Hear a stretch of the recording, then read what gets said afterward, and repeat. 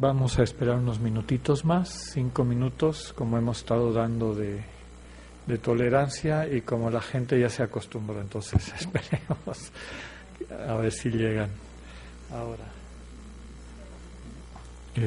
Bienvenidas y bienvenidos a esta nuestra tercera conferencia de este ciclo dedicado a la controversia del Islam, en el que contamos con la presencia del doctor Vicente Aya, Abdelmumin Aya. El doctor Aya nació en Sevilla en 1962, tiene un doctorado en filosofía por la Universidad de Sevilla, se describe a sí mismo como un incansable viajero por tierras islámicas, y a lo largo de las conferencias hemos estado viendo lo significativo que ha sido eso para la construcción de su pensamiento también. Compartir que el Islam solo se puede entender y apreciar en la medida en que uno convive con quienes lo viven. Hace 22 años que se convirtió al Islam. Es autor de varios libros, entre ellos El secreto de Mohammed, publicado por Kairos, que es el que tenemos aquí y que nos dicen que está disponible en la librería Gandhi de la universidad. También el Diccionario de las Tres Religiones, que escribió con Javier Picasa, se encuentra actualmente en imprenta por la editorial Verbo Divino. También en imprenta otro volumen, El Islam descristianizado, por la editorial Herder. Entre otros libros, 99 preguntas básicas al Islam, etc. También tiene cerca de 10 libros publicados en otra de sus especialidades, que es la poesía japonesa. Tiene un blog en religión digital titulado El alma del haiku. Ha impartido más de 60 conferencias en universidades como las de Sevilla, Barcelona, Albacete, Cuenca, Oviedo, Salamanca, etc. Fue parlamentario del Fórum de las Religiones en Barcelona y desde hace 4 años es profesor de la Universidad Nacional de Educación a Distancia con la Cátedra Cultura y Civilización Islámica. Es un gusto nuevamente de presentarles a ustedes y dejarles con el doctor Aya. Muchas gracias. Bueno, en la tercera sesión, gracias a los que demuestran una fidelidad y bienvenido a los que vienen por primera vez. En la tercera sesión de esta controversia del Islam, el primer día establecimos la controversia contra los sufíes que decían que amaban a Dios. El segundo día parece que tuvimos un pequeño encontronazo con los arabistas que venían a decir que el profeta Muhammad era un farsante o era un loco. Entonces intentamos demostrar que había una tercera vía de estudio de la obra, de la figura del profeta Muhammad, y por la cual no quedaba ni como loco ni como farsante, y ellos sí quedaban como incultos o malintencionados. La tercera de los debates que he querido establecer es quizá todavía más delicado, porque la controversia es contra un buen número de musulmanes que se han adscrito a una legislación islámica rigurosa, inflexible, inhumana. Este será, digamos, el tercero de los grandes grupos humanos contra los que tengo algo que decir. La conferencia se llama Avances y retrocesos de la mujer en materia de Sharia, y seguimos con el tema de que el Islam es una vía comunitaria. Insistimos mucho en esto, en que no era una piedad privada, sino que era un modo social de encarar lo sagrado, de encarar lo divino, etcétera, etcétera. Y esta vía comunitaria necesita unas normas, una regla, una Sharia. Sharia es una palabra muy demonizada en los medios de comunicación y nos llega directamente como sinónimo de castigos físicos, de castigos corporales. Bueno, vamos a matizar primero esto y luego vamos a ver qué son esos castigos, en qué medida existen y si deberían de existir o no. Por tanto, sharia, del verbo shara, seguir un camino que te lleva a un abrevadero, es el camino por el que van los musulmanes.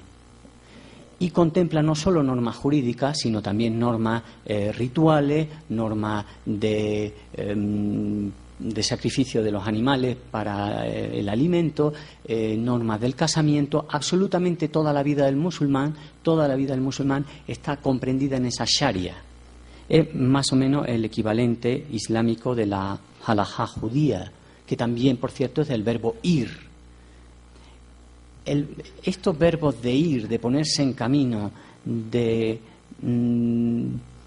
seguir una vía, remiten mucho más al sabor semita que hemos defendido todo el tiempo que debe tener el Islam, que no grandes verdades, grandes filosofías. En esto ya hemos insistido, pero todavía podemos decir más. ¿Por qué?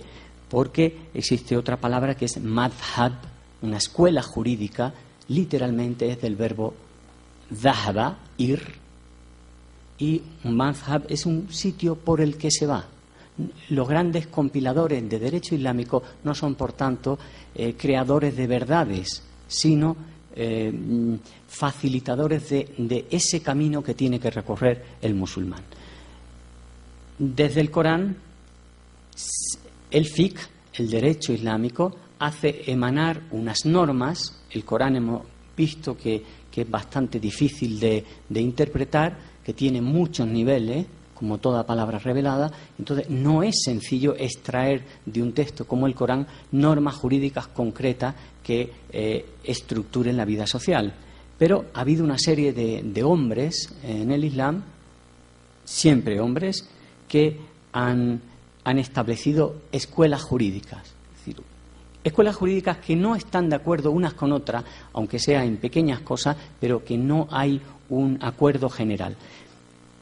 Existen al menos 4 madhab, 4 escuelas jurídicas dentro del mundo sunita y 1 dentro del mundo chiita, el jafarí.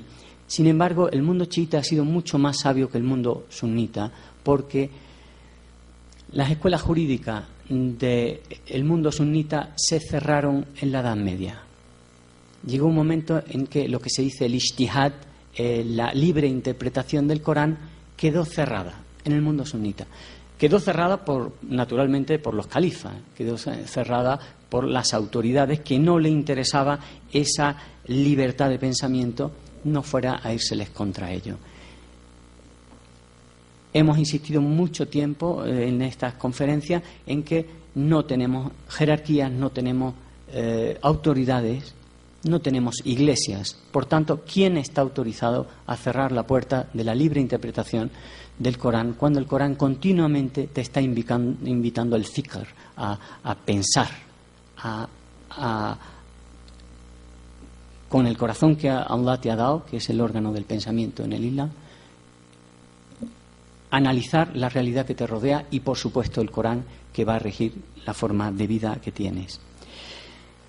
Por tanto, mucho más inteligente el mundo chiita, que nunca cerró la puerta al ijtihad, o mejor dicho, que cuando los califas sunitas dijeron se acabó la libertad de pensamiento, han quedado fijadas las escuelas que hayan quedado fijadas, ellos dijeron no, eso es vuestro rollo, ¿no? El rollo de asociar, con perdón, el poder con la espiritualidad.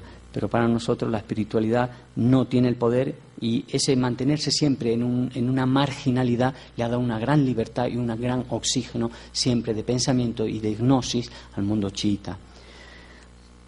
Entonces comenzamos, no solo hay 4 escuelas jurídicas sunitas, hubo muchas, pero se han extinguido. Por ejemplo, Ibn Arabi o Ibn Hazm pertenecían a la Zahiri.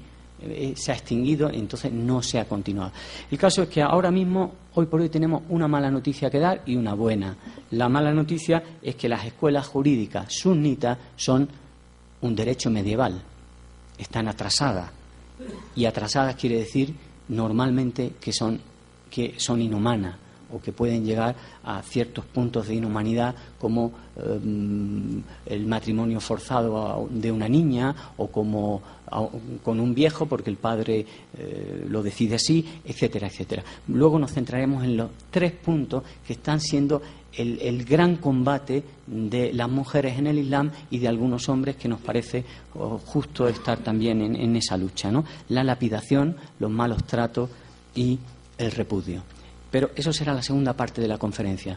Los 3 grandes frentes que actualmente están abiertos en esa lucha por los derechos humanos dentro del Islam, de un Islam que desgraciadamente la legislación no sigue, no es capaz de evolucionar junto con las necesidades de la sociedad.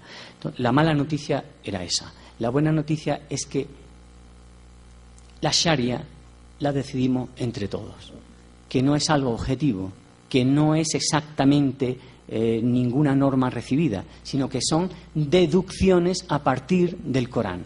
Y en tanto que deducciones son siempre susceptibles de adecuarse más o menos a las necesidades sociales. Lo he podido comprobar en mis propias carnes, igual que digo lo malo, digo lo bueno.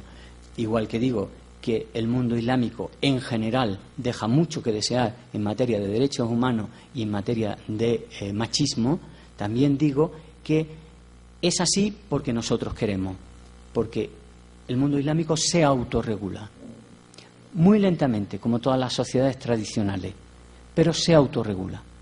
Y que yo en tan solo estos 22 años de musulmán he podido ir viendo cómo las mujeres han ido tomando el poder dentro de sus sociedades, ciertas cuotas de poder, y siempre con una inteligencia y con una estrategia brutal. No, los métodos de allí no serían nunca los métodos de aquí, que allí serían inservibles. Las mujeres tienen otras estrategias, pero funcionan, y lo he podido comprobar.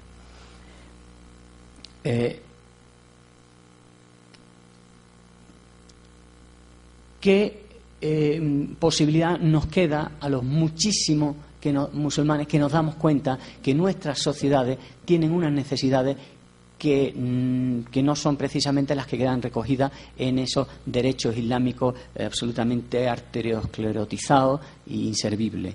Bueno, nos queda el recurso del tahayur.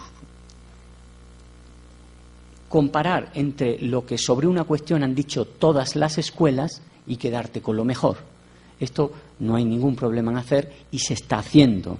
Y de hecho se está haciendo, por ejemplo, en Egipto mucho para esos matrimonios casi infantiles, para el repudio unilateral del hombre sin concesiones, para el divorcio por malos tratos, para la poligamia forzada, cuando la primera mujer no está de acuerdo en una segunda mujer y se le impone. Entonces, el recurso del tahayur y del talfiq, que es igual que el talfiq sería algo así como de las opiniones de los jurisconsultos coger la mejor. Entonces, podemos tanto coger de las escuelas jurídicas lo que más nos gusta respecto a una cuestión concreta, porque ya digo que muchas veces las escuelas tienen actitudes muy, muy contrarias, muy distintas ante una misma situación, o bien, al margen de las escuelas jurídicas, coger de los intérpretes de esas escuelas jurídicas los que nos parecen que están haciendo una interpretación más humana, más coránica, más lo que sea. Gracias a estos 2 recursos la cosa no ha estallado y se ha podido más o menos tirar para adelante, siempre con muchas limitaciones, ya digo, porque este tema de hoy no es para tirar cohetes. ¿Cómo se llama el otro recurso? Uno es el talfiq y el otro es El tahayur. El tahayur. Luego en las preguntas lo concretamos. Bueno,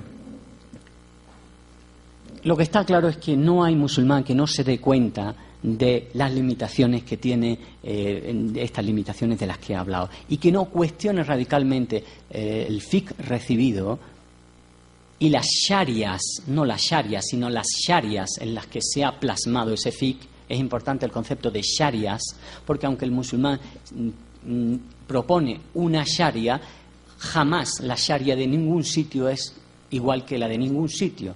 Túnez tiene una sharia. La sharia no es la de Nigeria o la de Afganistán. Cada uno de los países islámicos tiene una sharia, quiere decir un modo de entender cómo había que aplicar el derecho. No hay una sola sharia. Pero cuestionamos, la mayoría de los musulmanes, la validez de estas sharias y de estos derechos islámicos, de estas escuelas jurídicas, de estos madhab, sobre todo en base a que han tenido una interpretación claramente patriarcal. Durante siglos el derecho lo han hecho hombres, el Corán lo han interpretado hombres y los legisladores eran hombres y los jueces eran hombres. Entonces, claramente una presencia patriarcal tan pesada tenía que tener una traducción en lo que se deducía. No ha habido una mirada femenina del mundo islámico, no ha habido una lectura femenina del Corán hasta al menos época muy reciente, en que desde hace algo así como 30 años, no más, eso que se ha dado en llamar feminismo islámico, que no es un movimiento de mujeres contra el Corán, contra el Islam, sino que es una relectura de mujeres muy musulmanas, sí, muy musulmanas.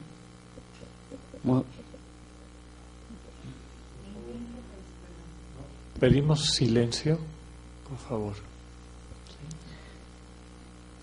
Preguntas al final, por favor, es que si no son demasiadas interrupciones y no me centro. Entonces, dos cuestionamientos: la interpretación patriarcal. Segundo, la interpretación al gusto del poder, al gusto del poder político. ¿A quién debe cortársele la mano? ¿Al que roba pan? ¿Al que en un gobierno supuestamente islámico donde no tenía por qué existir la pobreza? Porque eso lo dijo Muhammad muy claro y eso lo dijo Ali muy claro. Ali, el cuarto califa y la cabeza del chiismo, dijo: si hay un rico que goza de su riqueza es porque hay un pobre que padece pobreza. El rico siempre goza robando a alguien. Entonces, ¿a quién debe cortarse una mano en una sociedad islámica? ¿Al que roba por necesidad o al que explota los recursos de la tierra y los recursos humanos? ¿Quién es el ladrón? Hace falta hacer un esfuerzo serio para entender que antes de aplicar estos castigos tan rigurosos que tenemos, hace falta saber a quién se le está aplicando y si ese es el espíritu del Corán, ese es el espíritu de Muhammad o es solo la letra mal leída e interesadamente leída. Conocemos muchos casos de ulemas al servicio del poder y fue muy famosa la anécdota de un ulema egipcio que le llamaron a un programa de televisión para hablar sobre el control de la natalidad. Y entonces él contestó: sí, ningún problema. ¿Qué tengo que estar, de acuerdo o en contra? Esto es muy normal. Los ulemas son la voz de su amo, están al servicio del poder. Y la misma revolución iraní, que en los años 80 decía que había que tener hijos, 10 años después decía que no, que el Corán decía que no había que tener tantos. O sea, en 10 años pasó de que el control de la natalidad era una barbaridad a lo contrario. Es decir, que el control de la natalidad no tenía nada de malo. ¿Por qué? Porque van al servicio de las necesidades de los gobiernos que les pagan, que es por una de las razones por las que no queremos que el Islam se eclesialice. No queremos imames al servicio, imames de sueldo fijo. Queremos que el Islam sea como ha sido siempre: una serie de comunidades espontáneamente producidas, gente que se va asociando y alguien que en ese momento está dirigiendo en esa comunidad. En ese momento esa comunidad, pero sin ninguna clase de autoridad aparte de esta. El caso es que, para un poco concluir esta introducción al tema de la Sharia, para ocultar la condición despótica, los gobiernos de mayoría islámica en época reciente están amparándose en la Sharia. Sacan la palabra Sharia siempre y solo que hay que justificar frente a un público mayoritariamente musulmán una clara situación de tiranía de un gobierno. Estamos hablando de Níger, estamos hablando de Sudán, estamos hablando de muchos países y sobre todo de Afganistán, del recurso mental de vamos a ver cómo defendemos ante esta gente que es tan quejosa la situación que estamos manteniendo. No, es que esto es un gobierno islámico, esto es Sharia. Entonces ahí parece que la gente se contiene un poco más y no salta como tendría que saltar si fuera sencillamente un gobierno. No, es que nosotros somos un gobierno que lo hace mal. Bueno, pues entonces habrá que cambiar el gobierno. No, estamos aplicando la Sharia.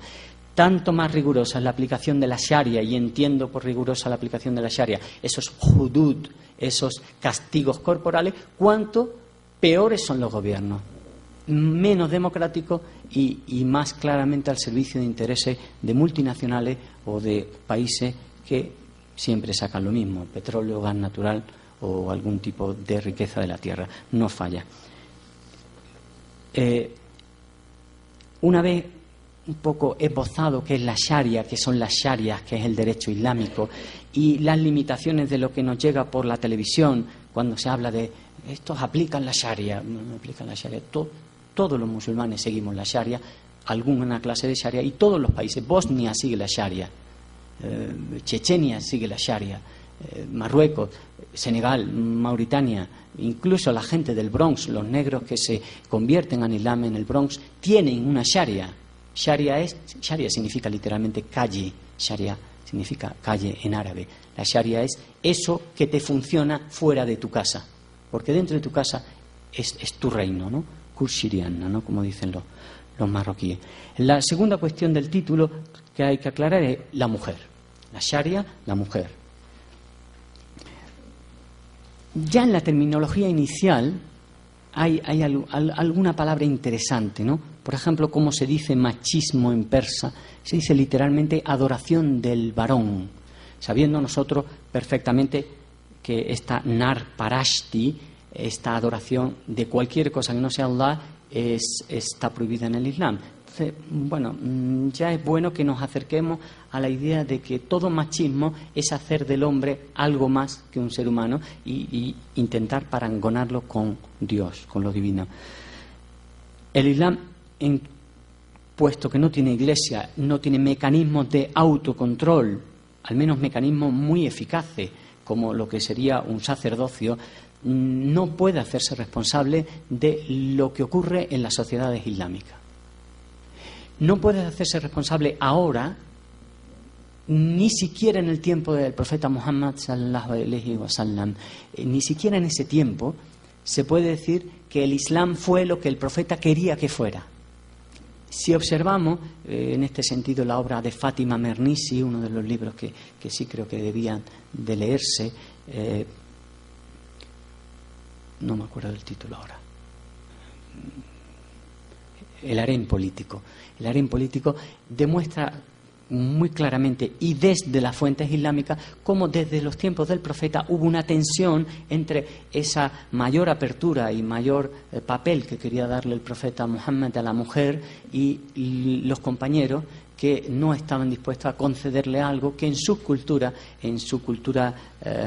árabe, ahora explico por qué, no se contemplaba así. Dentro de la sociedad árabe había al menos dos tipos de actitudes hacia la mujer.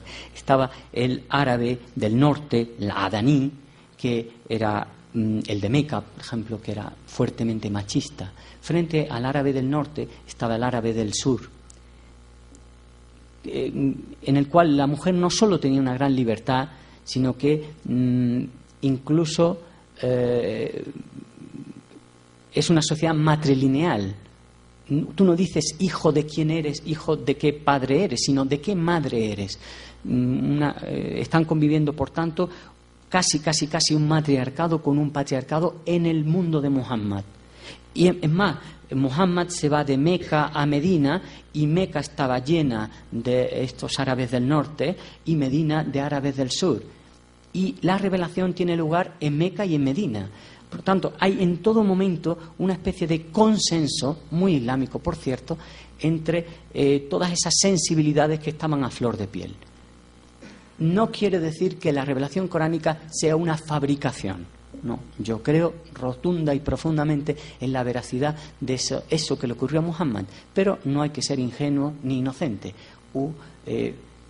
Eso que finalmente se plasmó en forma de revelación fue el fruto de una serie de conflictos, sensibilidades, de encuentro. Voy a poner un caso muy concreto. En cierto momento una de las mujeres del profeta, Salma, le dice: ¿por qué el Corán siempre habla a los varones? ¿Por qué siempre usa el masculino? Poco después empiezan a descender suras en la cual siempre se dice los que rezan y las que rezan, los pacientes y las pacientes, los que perdonan y las que perdonan, con un lenguaje, por cierto, muy actual, ¿no? Eso ya aparece en el Corán, pero aparece porque una mujer hizo su reclamación. Casi todas las reclamaciones que demuestran una gran apertura en el Islam inicial, y desde luego el Islam inicial es muy favorable a la mujer y puso un punto y aparte entre las costumbres preislámicas y las costumbres que serían a partir de entonces islámicas, al menos en la teoría. En ese papel hubo una gran capacidad de escucha del profeta Muhammad de las mujeres.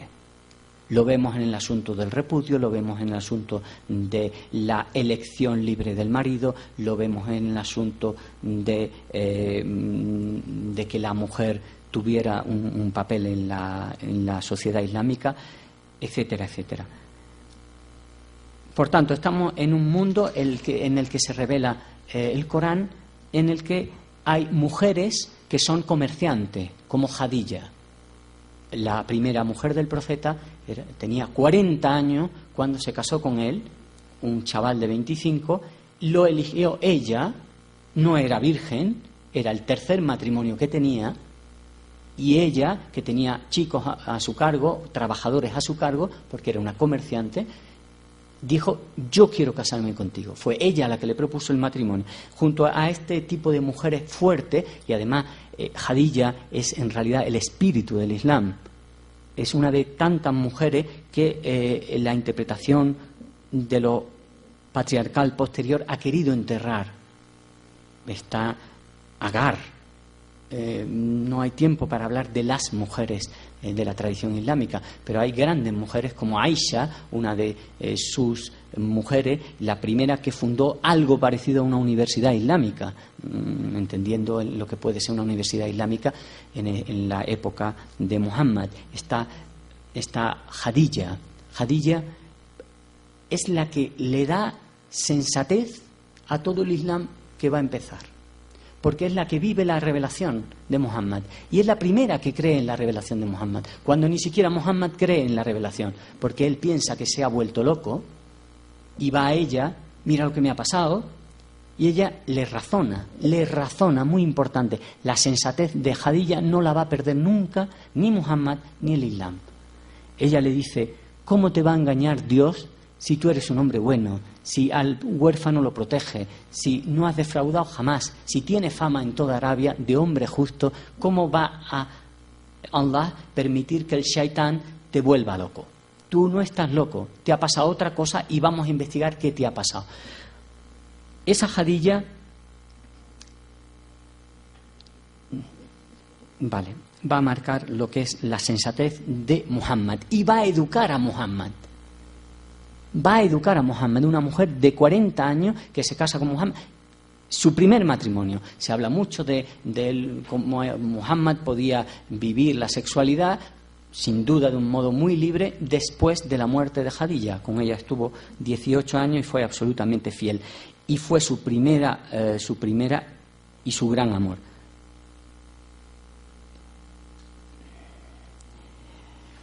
Cuando luego en Medina hay una serie de nobles de Medina que pactan con Muhammad el pacto de confraternidad, encontramos entre esos nobles medinenses a dos mujeres, a Nusayba bint Ka'b, que luego la vemos en un montón de batallas.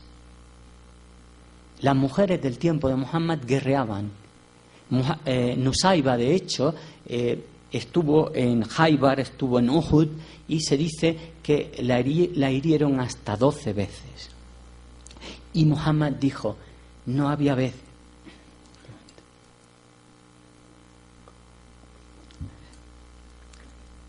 que mirara a mi lado que no viera a Nusayba.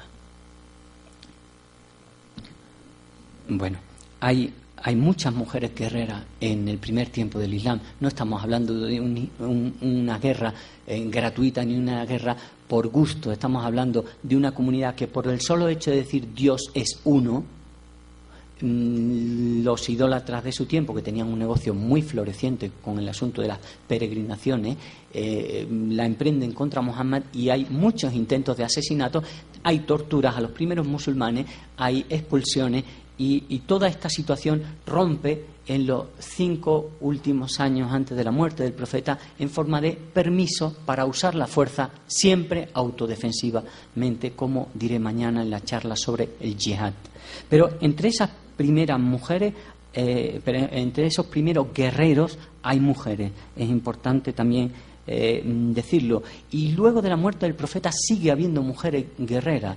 A los sirios, a los bizantinos, en Siria, cuando les vinieron los musulmanes, les impresionaron que hubiera mujeres entre ellos, y la fuerza y la capacidad guerrera de estas mujeres. Hay asuntos, por tanto, que Muhammad consigue, asuntos respecto al machismo, que consigue poner un punto final, pero asuntos que no consigue poner un punto y final. Y hay otros que no interesaba que cambiaran porque ya estaban bien. Entre estos asuntos que ya estaban bien, bueno, pues la mujer árabe gozaba de cierta autonomía económica que el Islam recoge dentro de su Sharia. La mujer tiene derecho a su propio patrimonio, no tiene que compartirlo con el marido, y puede incluso hacer negocio con ese propio patrimonio. Esa separación de bienes ha existido desde siempre en el Islam. La mujer puede crear un negocio absolutamente paralelo, mientras que el marido todo lo que gana es para la unidad familiar. La mujer puede crear un negocio paralelo y privativo de ella. Por ejemplo, con los bienes que tuviera antes de la boda, o con la dote, con la misma dote. De hecho, esto se da muy a menudo, ¿no? La inversión privativa de la mujer. Esto era una costumbre preislámica que el profeta dijo, esto sí, pero también era costumbre preislámica que las mujeres, que muchas mujeres, muchas niñas estuvieran en herencia como bien de herencia. La mujer no solo no heredaba, sino que era objeto de herencia en determinadas situaciones. Bueno, Muhammad dijo, no, esto no puede ser. La mujer es sujeto de herencia. Ciertamente con unas limitaciones por la sociedad en la que estaba, pero la mujer no es un bien heredable. Igual que eso, la mujer, había la costumbre islámica de matar a las niñas que nacían. El wad, hay hasta un verbo árabe que es enterrar a la niña viva recién nacida. Entonces el Corán claramente dijo, el Corán descendió con una fortísima amenaza al que hiciera eso. Se os pedirá cuenta por esos crímenes. Algún día la enterrada viva se levantará y dirá, ¿qué hice? ¿Qué crimen cometí? Eso fue de lo poco que el Islam de Muhammad, muy rígido, consiguió extirpar por completo. Pero, ya digo, el Islam a partir de ahí se expande, y se expande incontroladamente de una punta a otra, por además una franja que es bastante patriarcal. Las sociedades que entran a ser islámicas, muchas de ellas, o en muchos aspectos, no consiguen beber en el espíritu de Muhammad y continúan con costumbres, actitudes absolutamente preislámicas. Me he molestado en encontrar, por ejemplo, con respecto a los iraníes, el mundo árabe enseguida llega al imperio persa y lo conquista, pero ya 500 años antes de la llegada de los musulmanes, un Pompeyo Trogo, un bizantino historiador, dice que los iraníes, los partos, atribuyen a los hombres la violencia y a las mujeres la sumisión, que tienen muchas mujeres y solo por placer, que castigan más que ninguna otra cosa el adulterio, y que a ninguna mujer se le deja participar en banquetes públicos, y ni siquiera les dejan que las vean otros hombres en la calle. ¿Os suena algo? Pues son 500 años antes de que apareciera el Islam. ¿Qué es lo que va a pasar todo el tiempo? Que el Islam no es capaz de transformar las sociedades a las que llega. Esto puede ser bueno, malo o regular, pero es una realidad. La gente dice que se ha islamizado, pero no necesariamente se ha islamizado o no se ha islamizado completamente. Y luego hay los fenómenos de retroversión. O sea, gente que estaba bien islamizada, como los del Golfo Pérsico, de pronto desde hace unos años, desde hace 60, 70 años, empiezan un proceso de todo lo contrario de islamización, ¿no? De perversión directa y frontal del espíritu de Muhammad. Entonces, entre los que no han llegado a islamizarse y los que, habiendo llegado, han retrocedido y han creado una especie de monstruo, bueno, pues el panorama islámico mundial es un caos. Es un caos y no es precisamente para sacar pecho, para presumir de lo que en las sociedades islámicas está ocurriendo, al menos en muchos aspectos y en muchos niveles. Otros aspectos, por ejemplo el espiritual, no está tan mal porque de alguna forma esa incapacidad de control interno también juega a nuestro favor. Ni podemos extirpar cosas malas, ni podemos extirpar cosas buenas. Y que eso, bueno, al menos tiene alguna escapatoria, ¿no? Gracias a eso ha habido una gran libertad efectiva de pensamiento o de mística dentro de nuestras sociedades.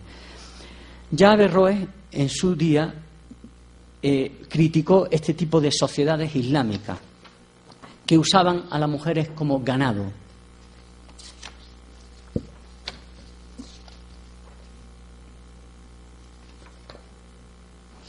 En estas sociedades nuestras, estamos hablando del siglo XII, en estas sociedades nuestras se desconocen las habilidades de las mujeres porque ellas solo son usadas para la procreación, estando destinadas al servicio, a la crianza y a la educación de los niños.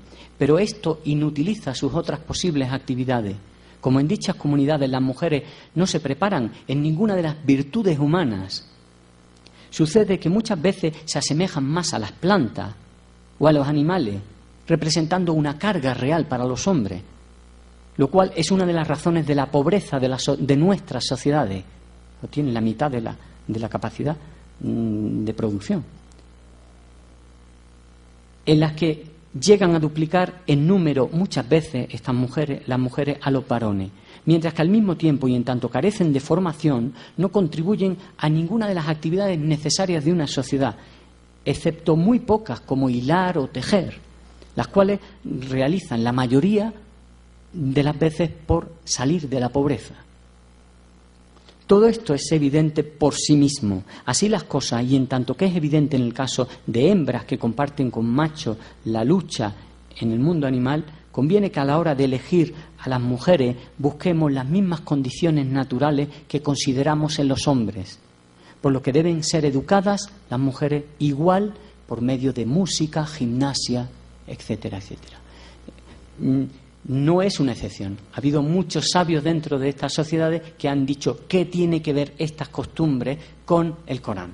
No confundamos, por tanto, costumbres de países de mayoría islámica con costumbres islámicas, puesto que la costumbre islámica va a ser y solo va a ser aquella que emana del espíritu de Muhammad, de lo que hacía Muhammad, de cómo se comportaba con sus mujeres, de si Muhammad, por ejemplo, ponía la mesa en su casa, de si Muhammad preparaba cosas, de si Muhammad pedía a alguien que le hiciera cosas o él se lo...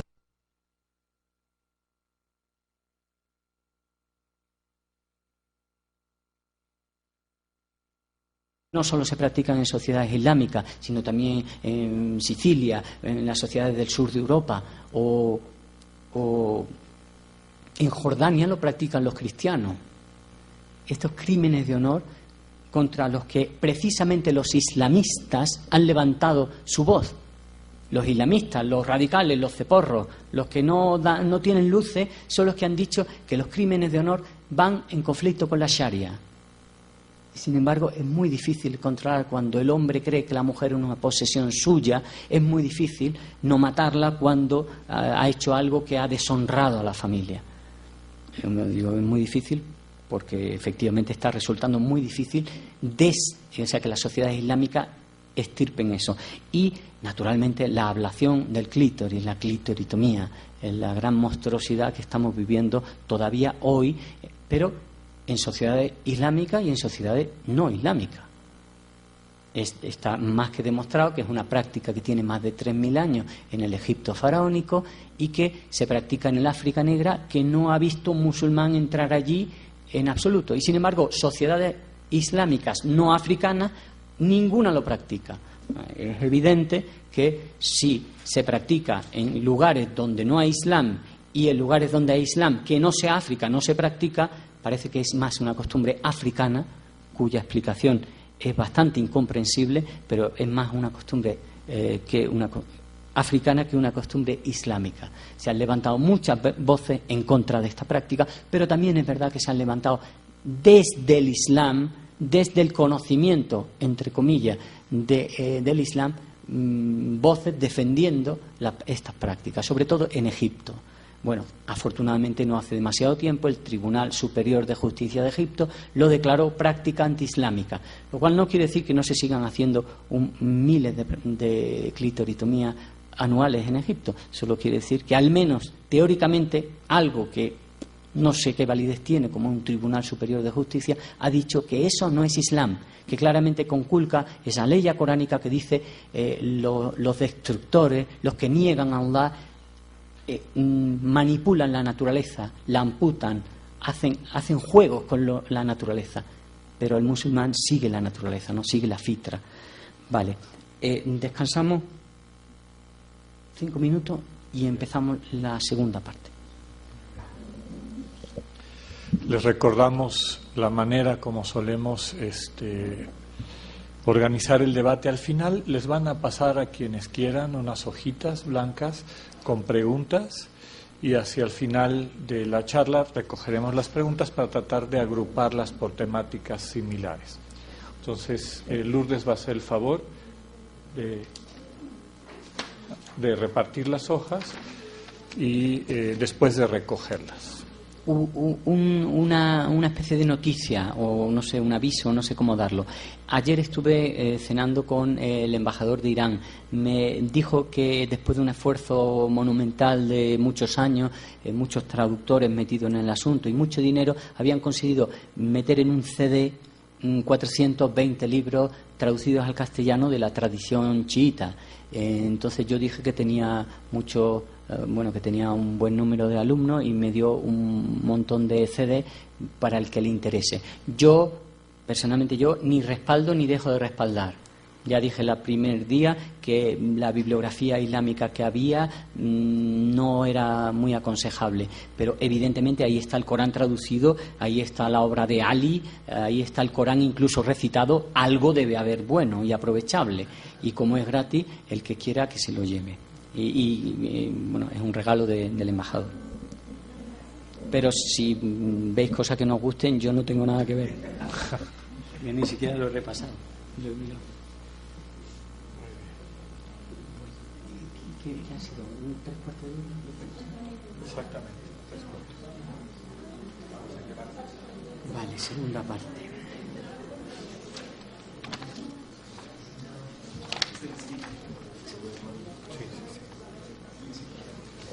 Gracias.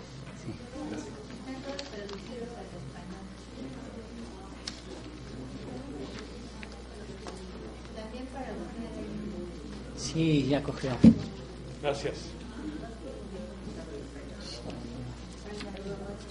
Gracias, Reina.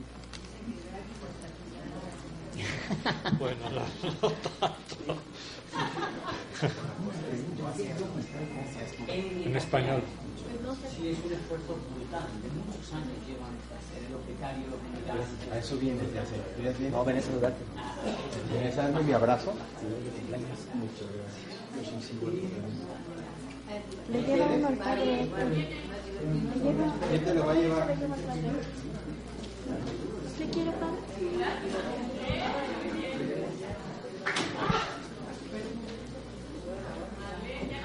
No, es que se distrae muy fácil. Ya nos pasó varias veces, se distrae muy fácil y se le corta. No, es muy bueno, es muy bueno.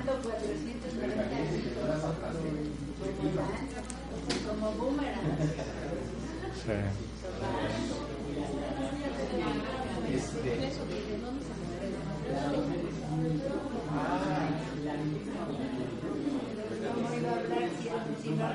Alex, ¿le justificas de nuevo el servicio vicario, como les dije la vez pasada? Cuando se te pida, es que se vaya a Estados Unidos. Para que... el próximo semestre y ya seguro, yo estaba en medio para que yo saque el inglés. Porque a veces si lo generan, te lo digo. Sí, pero no vas a estar el próximo No semestre. voy a estar el próximo semestre por eso. Pero entonces eso también implica algunas cosas, implica becas. No sé si se puede. No, pero voy a cursar, o sea, voy a meter las que ya están. Ya terminé, o sea, ese semestre terminé todas las de biología. Me falta solamente una de integración que la haría en el verano con Yo tengo que va a estar inscrito como si Sí, estuviera. tú me bajas los papeles y claro. Sí, es que me dijiste el servicio social.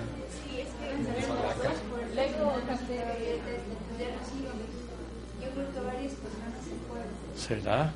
Pero cerradas con llave. Con llave. Por eso me parece. Puede estar nosotros dentro. Cuando ya estábamos dentro, ¿no? Qué raro, ¿verdad? Se me hace muy raro. Yo la abrí aquella.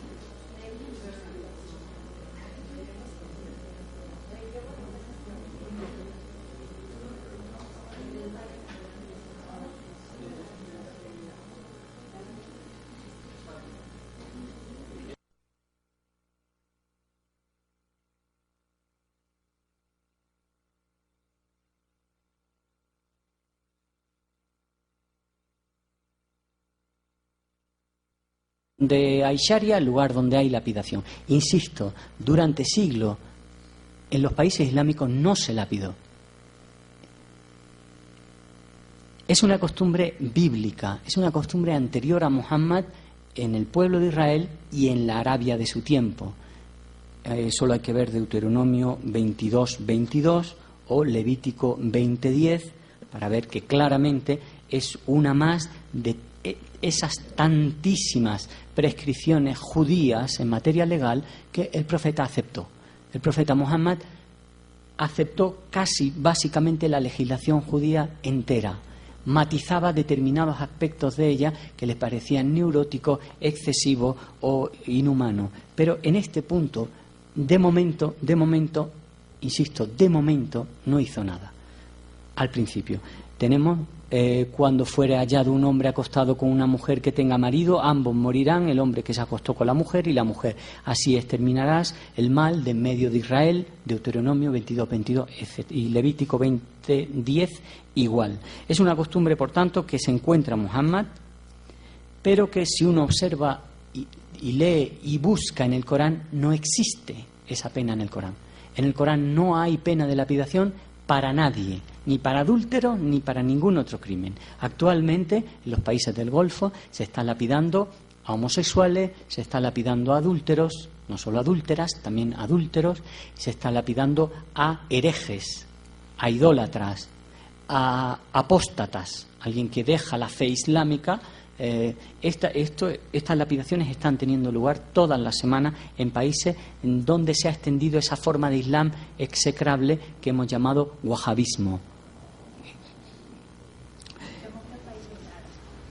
Qatar, Emiratos, Arabia Saudí, todos estos pequeños emiratos cuyos nombres son imposibles de retener en la cabeza, casi todos tienen la práctica de la lapidación. Sí, luego el wahabismo, que es más o menos el tipo de Islam ese retrógrado, neurótico, castrante, el rigorista, donde no hay el espíritu de Muhammad y solo hay la disciplina. Sí, tienen disciplina, no son como los sufíes que vuelan y pasan de todo, no, son muy rigurosos, van a sus 5 oraciones, hacen su ayuno, pero ¿a qué precio? Pues el Islam de Muhammad no era ni el Islam laxo de los sufíes, ni el Islam castrante y neurótico de los wahabíes. El caso es que fue Omar, el segundo califa, Omar ibn al-Khattab, el que instituyó la lapidación. Entonces tenemos algo muy raro. En el Corán no aparece la lapidación. Aparece el crimen, entre comillas, lo que sea, del adulterio, pero no se le prescribe la lapidación, sino 100 azotes. Entonces, por una parte, ya veremos el tema de los 100 azotes. Ahora estamos en otro tema más gordo. Entonces, por una parte, la pena de lapidación no aparece en todo el Corán. Por otra parte, hay en concreto una alusión coránica al tema del adulterio y se le dice que la pena que tienen que sufrir es 100 azotes. De donde surge, por tanto, la institución, al menos teórica, de la lapidación, pues de la legislación del segundo califa y del cuarto califa. Omar y Ali, los dos dijeron lo mismo. El profeta permitió que se lapidara, entonces yo permito que se lapide. Hay una referencia no al Corán, sino a la Sunna, a la costumbre profética. Pero, evidentemente, esto no se le oculta a nadie, que es algo muy extraño. Por una parte, la revelación es lo que te ordena aquello que te tiene que regir tu vida. Por otra parte, hay una serie de señores que están formando sociedades islámicas que dicen que en el Corán ya saben que ahí no aparece para nada esa pena y aparece otra pena, pero que el profeta sí lo hizo. Es la costumbre profética contra la revelación. Muy raro, porque nosotros siempre nos regimos por la revelación y en caso de duda se contrasta con la costumbre profética, solo en caso de duda, pero en este punto en concreto no hay ninguna duda, es muy claro.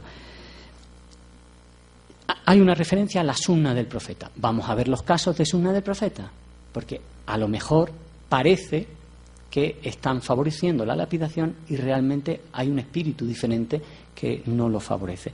El primero de los casos, son solo 5 casos, lo cual ya nos dice algo. De 23 años que el profeta estuvo, entre comillas, liderando la comunidad islámica, solo se pueden contar 5 casos de algo tan notorio, tan escandaloso y tan público como una lapidación.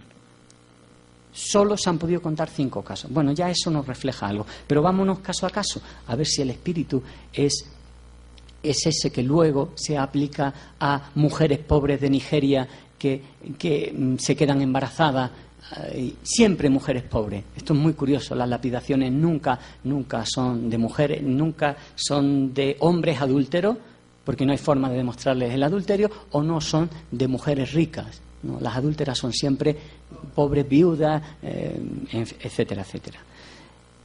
Primer caso. Un hombre llega a Muhammad y le dice: yo soy culpable de adulterio. Perdón, no a Muhammad, a Abu Bakr, a un compañero de Muhammad.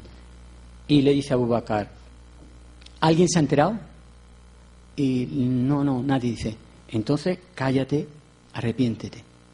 Y entonces va a Omar, otro compañero del profeta, y le dice: yo he sido adúltero.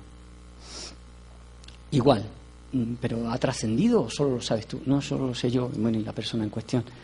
Pues entonces, cállate y vete. Y entonces va al profeta y dice: Muhammad, yo he sido adúltero. Y el profeta se lo dice una vez. El profeta no le hace caso. 2, 3 veces. A la 4ª vez que insiste, el profeta le dice a su familia: ¿este hombre está loco?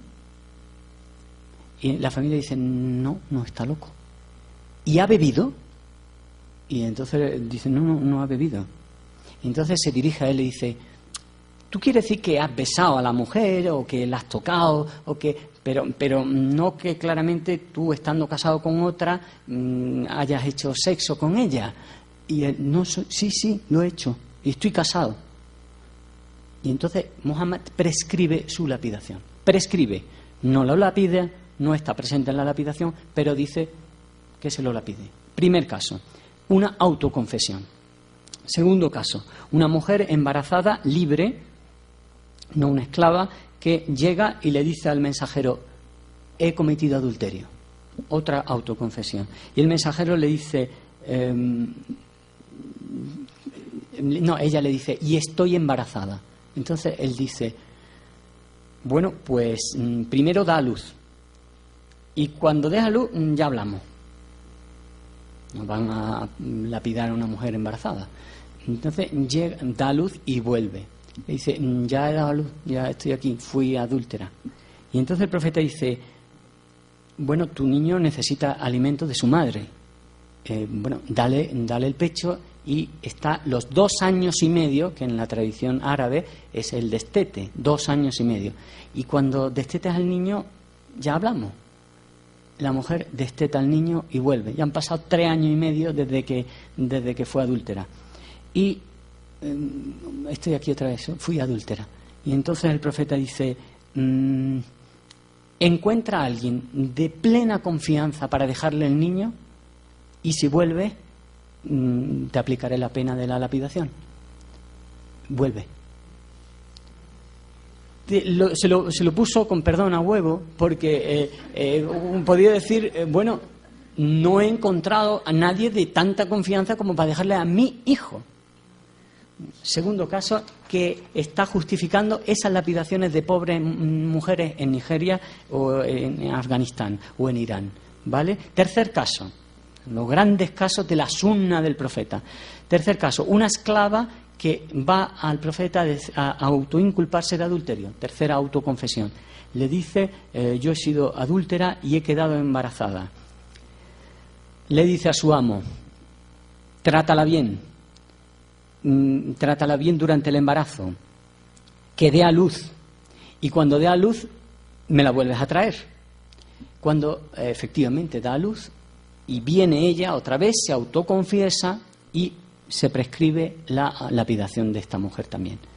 Cuando está el cuerpo muerto, lapidado, el profeta se acerca, viene y entonces hace una oración sobre su cuerpo. Omar ibn al-Khattab, que era un machista redomado, le dice, estás haciendo la oración sobre el cuerpo de una adúltera. ¿Y qué le contesta el profeta? Le dice, ¿conoces algún arrepentimiento mayor que el que ofrece su propia vida voluntariamente a Allah? Con el arrepentimiento que ella tiene, tendríais 100 de vosotros para dirigiros a Allah durante toda vuestra vida. Entonces, ¿cómo se está valorando esto de la lapidación? ¿Como un castigo o como un derecho? Por raro que parezca, de una serie de personas que van y que dicen, yo quiero lavar lo que he hecho con... Estamos hablando de un hombre analfabeto, un hombre que no tiene más cultura que su sensatez y más guía que su cordura, ¿no? Y que esto lo ve raro, pero no tiene instrumentos legales ni conoce otras legislaciones que la judía. Y está dejando que se aplique cuando alguien le aparece. Hay un cuarto caso también muy curioso en el que ya se ve que empezaba a introducir alguna modificación el profeta en el tema del castigo por lapidación, porque es el padre de un chaval que se le coge infraganti con otra chica casada haciendo sexo, ¿no? Entonces el padre del niño ofrece al padre del otro, al ofendido, 100 corderos y una esclava para que no denuncie el caso. Pero luego se entera, dice que luego se entera por hombres de conocimiento que ya la pena de lapidación no era para el adulterio, sino que había una pena de 100 azotes. Y entonces le dice al otro hombre, que 100 azotes sí se los merece, devuélveme los 100 corderos y la esclava. Y el hombre dice, no, lo dado, dado. Y entonces va el profeta y le dice, oye, mi hijo cometió adulterio y yo le di esto, pero resulta que a mí me han dicho que ya esto no se aplica. Hay una modificación ya en la sunna del tema de la lapidación. El profeta le dice, efectivamente, que le devuelvan a este hombre sus 100 corderos y su esclava. ¿Y qué hacemos con la esclava? Dice el hombre. Dice, ¿qué hacemos con la mujer adúltera? Dice, depende de si se autoconfiesa. Es la respuesta que da el profeta. Si ella dice que es verdad, se le aplica la pena. Pero si ella dice que no es verdad, no hay modo de comprobarlo. Esto va a ser fundamental en el fiqh posterior, en la comprobación del adulterio. Va a ser esencial esa respuesta del profeta. Si ella no se autoinculpa, no se le puede aplicar la pena. ¿Por qué? Porque, dice el Corán, van a ser necesarios 4 testigos. 4 testigos que vean a las personas en el acto, tan en el acto, que cojan un hilo, lo pasen entre el cuerpo del hombre y de la mujer y llegado al sitio de la penetración no continúe el hilo. Estos tíos están locos, son tontos o piensan que somos tontos. De hecho ya en tiempo del profeta, algunos de los compañeros se le quedaron mirando y decir, ¿pero qué está diciendo? O sea, que están haciéndolo. Y el marido llega. Entonces el marido tiene que buscar 4 personas que no sean ni amigos ni enemigos de la pareja en una tribu, que no tengan ninguna relación personal, y que entonces cojan un hilo, se lo pasen y siga penetrado, que ya hace falta ganas de penetrar para que en esa situación con 4 tíos mirando, bueno. Pero le preguntan al mensajero, ¿qué piensas tú que debe hacer entonces un hombre cuando encuentra a su esposa? ¿Debería dejarla ahí con el otro y buscar 4 testigos? El mensajero de Allah dijo, sí. Esos 4 testigos además no tienen que tener ninguna relación, como he dicho, de enemistad ni de amistad. El testimonio no deben cambiarlo en ningún momento del juicio, del sumario, tienen que ser coincidentes, los 4 tienen que contar lo mismo, que han visto lo mismo.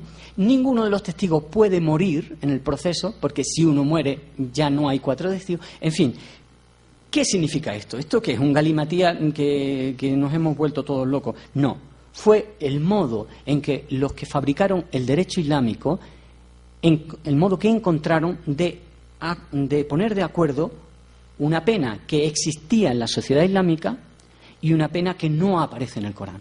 La gente que hizo los primeros libros de derecho islámico se dieron cuenta que en el Corán no aparecía esa pena, que aparecía otra pena. Entonces, ¿qué hicieron? Dificultarla extraordinariamente.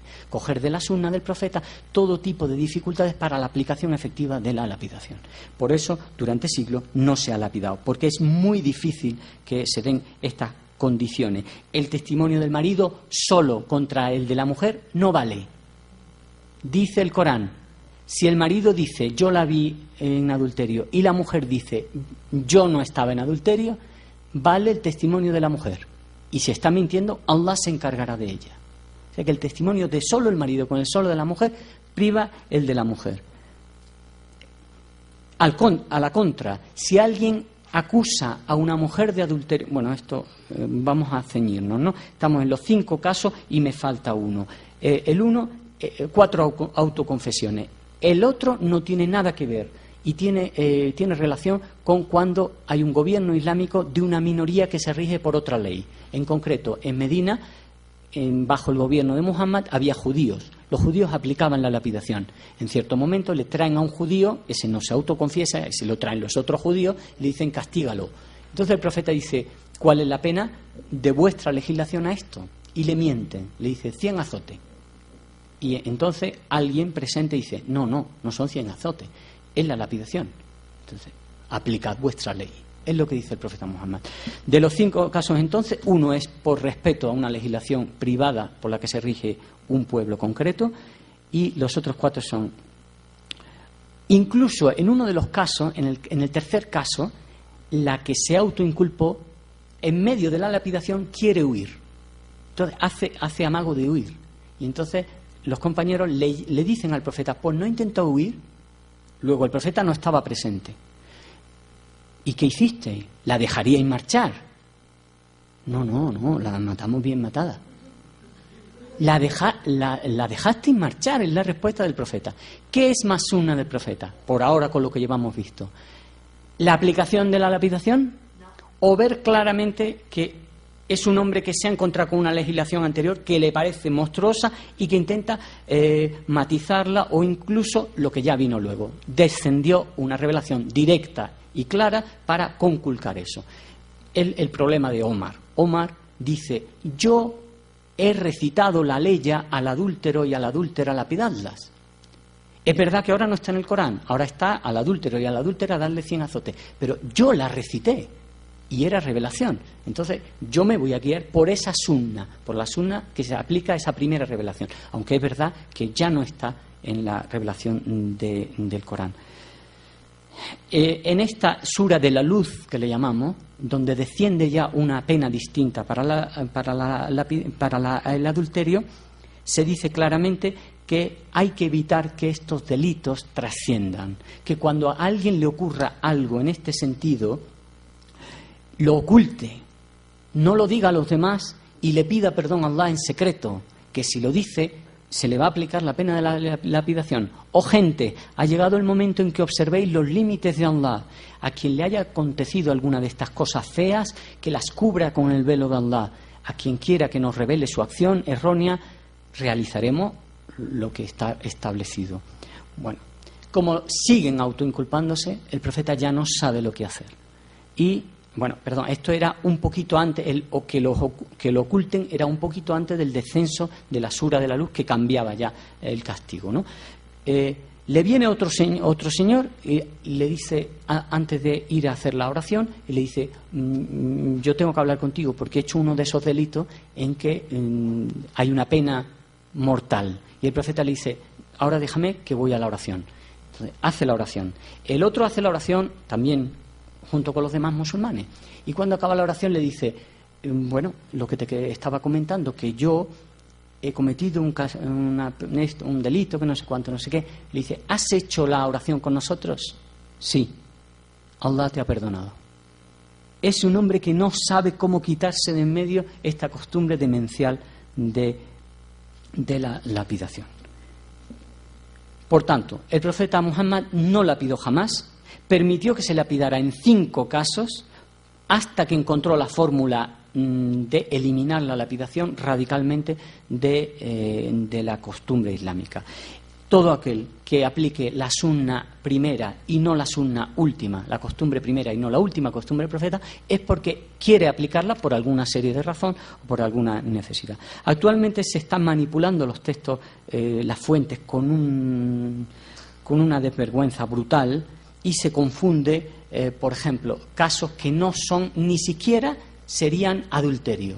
Por ejemplo, una chica joven que queda embarazada. Se está aplicando la lapidación para estos casos. Y eso no es zina, porque no está casada. Es fahisha, es indecencia. Tiene otra pena completamente diferente. El padre la encierra, le riñe, en fin, lo que a lo mejor algunos padres harían. Y cuando encuentra a alguien que se quiera casar con ella, se casa, no sé. Hay otra pena, hay otro camino. No es la lapidación para la indecencia de las mujeres, chicas jóvenes que se quedan embarazadas. Se está aplicando lapidación para viudas que quedan embarazadas. Esto es absolutamente sorprendente. El caso es que esta serie de juristas, una viuda no le debe fidelidad a nadie. Por tanto, no está cometiendo adulterio. Adulterio, zina, es de la raíz de traicionar la confianza. Entonces, una viuda no está traicionando a nadie.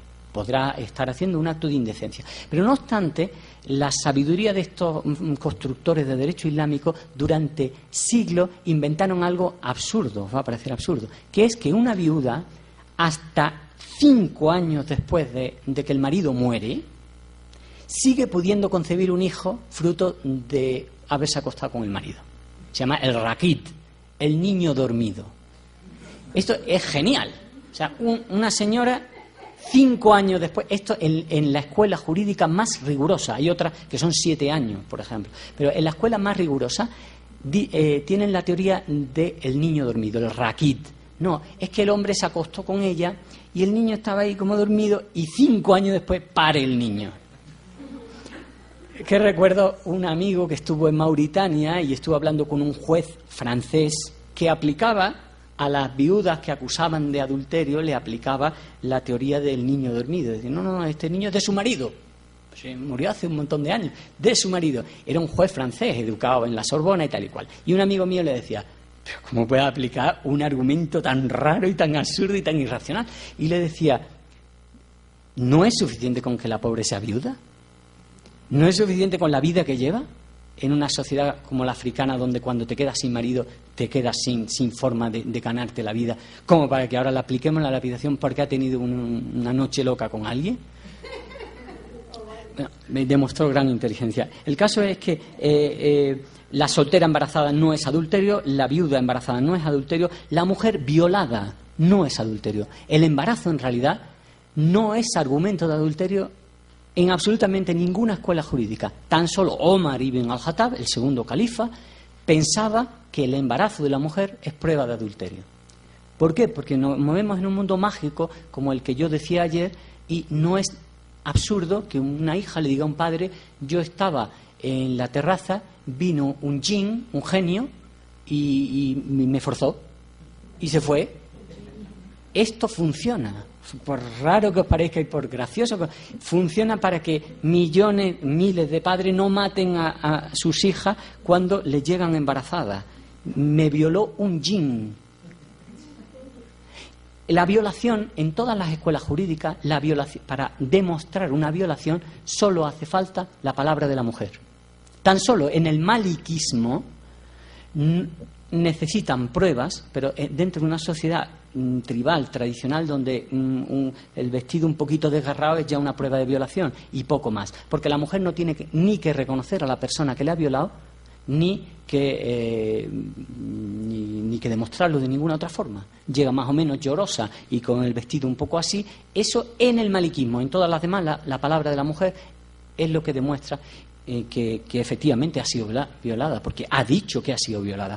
Entonces, ¿de dónde me sacan los nigerianos, por ejemplo, que están aplicando ahora mismo a mujeres embarazadas la pena de mujeres embarazadas, que a lo mejor son adolescentes o a lo mejor son viudas, la pena de la adulterio, la pena que tendría que aplicarse al adulterio en caso de que esa fuera la pena coránica? O sea, mirad todo el galimatías que es. Se le está aplicando a unas niñas que no están cometiendo adulterio por adulterio, cuando la pena de adulterio es otra. Estamos locos, efectivamente estamos locos. Bueno, y para eso ya luego hacen un retoque en los textos, ¿no? Y cuando el profeta, en alguna hadith, en algún dicho profético, se dice lapidadlos, entonces se le pone la palabra zina. Y cuando se dice darle azote, se le pone la palabra fahisha, indecencia, ¿no? Es decir, se está queriendo que la indecencia tenga un castigo de 100 azotes y que la lapidación siga con el castigo de... el adulterio siga con el castigo de la lapidación. Pero trastocando absolutamente los textos y las traducciones. Bueno, meterse en esto sería muy complicado. Incluso la pena de 100 azotes... habría una forma, y hay una forma concreta en que la ijtihad, el esfuerzo de libre interpretación, lo está intentando explicar, porque había una pena que se aplicaba entre los judíos de la Arabia de Muhammad que se llamaba el tashbih. El tashbih era exponer la piel al público. Entonces se cogía al adúltero, se cogía a la adúltera, se los desnudaba, se los ponía encima de un burro con la cara tiznada de carbón, se les ataba y se les dejaba la vergüenza pública. Mucha gente dice que esos 100 azotes, que literalmente en árabe es exponerles la piel 100 veces, exponed su piel 100 veces, significa 100 vueltas con el burro o lo que sea, ¿no? Y yo decía esto por algo. Bueno, no puedo detenerme más. Yo creo que hay motivos suficientes para llegar a la conclusión de que la lapidación no es coránica, no responde al espíritu del profeta, y esto como mínimo habría que detenerlo y estudiarlo con seriedad, ¿no? La moratoria que pidió Tariq Ramadan, uno de los grandes pensadores europeos del Islam, moratoria a los castigos físicos, amparándose en un punto de derecho islámico, que es que todo aquello que sea irreversible, si hay duda, hay que pararlo. Entonces, él pidió una moratoria a todos los países islámicos a la aplicación de penas como la lapidación. Y yo creo que tuvo un buen efecto. El segundo de los temas que quería hablar son los malos tratos. Pasa algo parecido. Yo creo que el Corán es un espejo. Y uno ve en el Corán lo que uno es. Y interpreta el Corán conforme a lo que uno quiere justificarse a sí mismo. Igual que Hay quien, a pesar de que la sunna profética cambió, la costumbre profética cambió, echó mano a la primera costumbre profética y alámbico, como Omar o como Ali. Ha habido gente que en el pasaje del Corán 4:34 ha querido entender el verbo daraba como golpearlas, ¿no? Dice literalmente el Corán: Wallati tahafuna nushuzahunna faduhunna wa ishruhunna fil madayi wa idribuhunna. Dice a las mujeres que os sean hostiles, hacedlas entrar en razón, evitadlas y haced daraba. Haced sobre ellas daraba. Daraba es un verbo extraordinariamente polisémico, tiene al menos 60 significados y uno de los significados es golpearlas, que ha sido el que más les ha gustado hasta ahora a los intérpretes del Corán. Pero no el único. Afortunadamente hay interpretaciones coránicas. Solo un verbo. Solo un verbo está justificando los malos tratos a la esposa en todo el mundo islámico. Por supuesto, los malos tratos a las mujeres no son privativos del mundo islámico, pero yo no me voy a meter con otros mundos, voy a hablar del mío, y de que si un hombre maltrata a su mujer, al menos que no se justifique diciendo que está obedeciendo una orden de Allah, que se justifique en sus malos instintos. Bueno, interpretaciones posibles de este dáraba. Ya digo, al menos hay 60 interpretaciones, entre algunas tan variadas como citar un refrán, hacer indicaciones, acuñar moneda, pulsar, latir, abatirse, tañer una campana, hacer fuego, bombardear. Menos mal que no han interpretado bombardear a las mujeres. Infligir, tirar, plantar una tienda, que una araña haga su tela, imponer, hacer la oración. Separar, dividir, inclinarse, llamar a la puerta, batir un récord, decapitar, imitar, irse por las nubes, quedarse cabizbajo. Hay 60 significados. Yo el primer día os decía que el instrumento magnífico para llegar al Islam de Muhammad era volver a la raíz que tienen las trilíteras árabes. Es decir, ver uno todos los significados posibles y hacer un esfuerzo de imaginación, decir, ¿cuál es la raíz de todo esto? Una cosa no puede significar realidades tan diferentes. ¿Qué tiene en común, en definitiva? Pues que tiene en común alguien que toca una puerta o que tañe una campana, que hace alguien que nos hace indicaciones, está llamando nuestra atención. Que hace alguien que en una conversación cita un refrán o que pone un ejemplo, causándonos un efecto, una llamada de atención. Que hace que no, cuando vemos una araña hacer su tela, o cuando hacemos la oración, ¿qué es lo que hacemos? Estamos llamando la atención de Allah, llamar la atención siempre, o cuando en un texto uno subraya una palabra que está haciendo una llamada de atención, siempre es un golpe de efecto, un impacto, pero un impacto no físico también puede ser, un impacto físico es un golpe de efecto bastante efectivo, pero también no es necesario. Alguien que te da un último plazo, mira, último plazo, te está haciendo una dáraba, o alguien que se abalanza sobre ti, o alguien que hace un saludo marcial, o alguien que se ha ido de viaje, o alguien que ha vuelto de viaje, o alguien que está con la cabeza así, o alguien que está hablando con otro. Llamadas de atención, llamadas de atención. La raíz común de todas las significaciones de dáraba es llamarles la atención o hacer algo que les haga reaccionar. De hecho, esa fue la sunna profética. O sea, es curioso. En el tema de la lapidación, el Corán no valía, lo que valía era la sunna. Y aquí es al contrario, porque el profeta jamás le puso una mano encima a ninguna mujer. Lo sabemos por una de sus mujeres, que dijo literalmente eso, ¿no?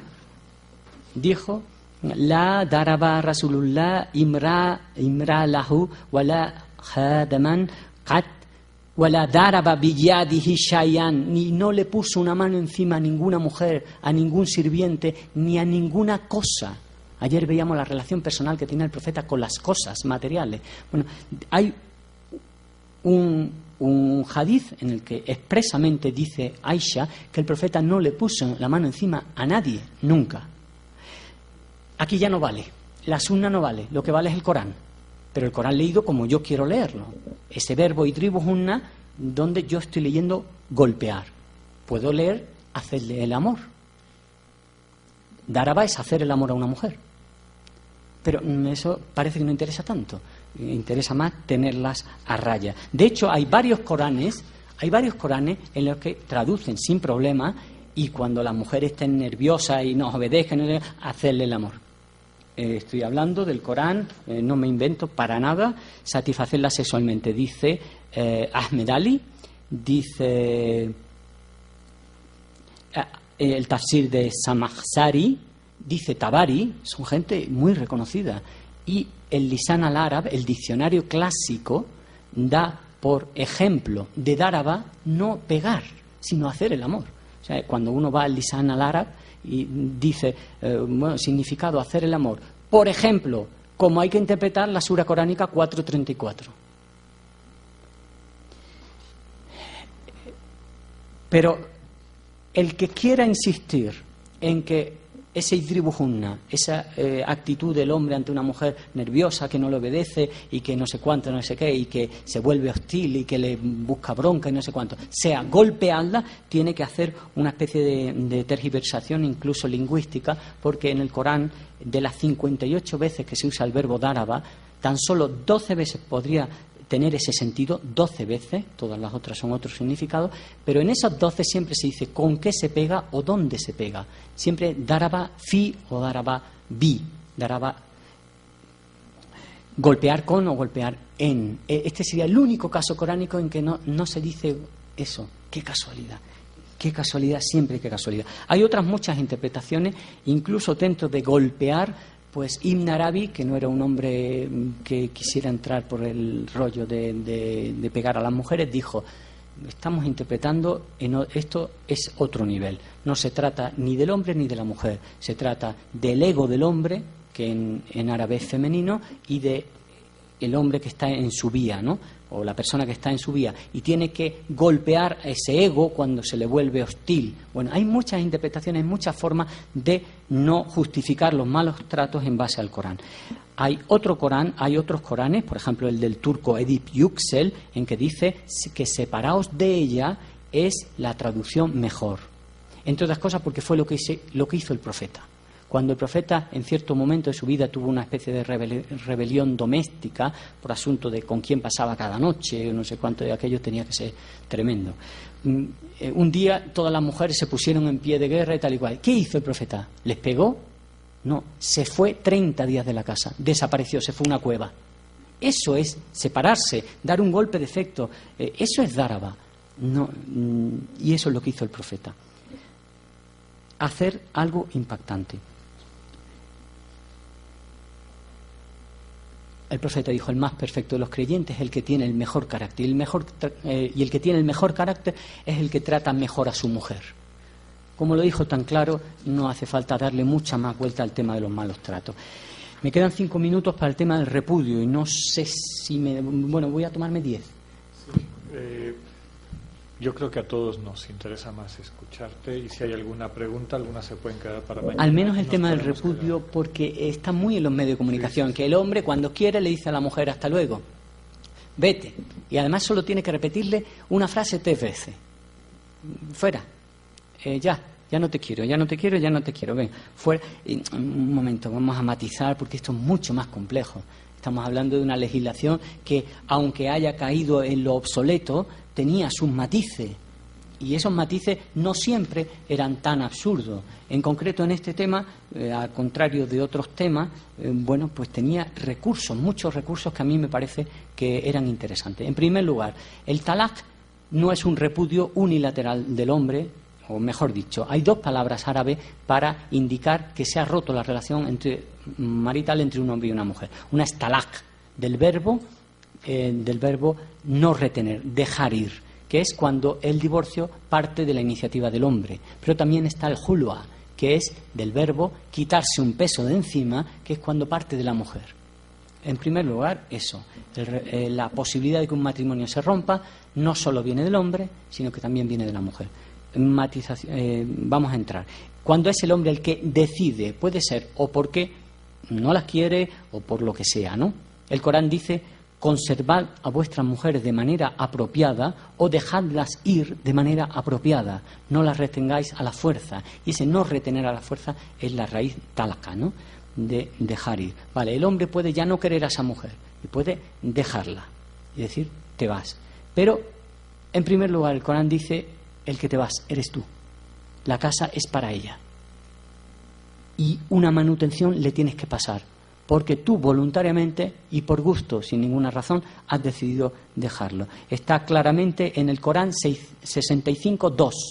No, esto no es que de pronto algunos queramos adaptar el Islam a la nueva era. No.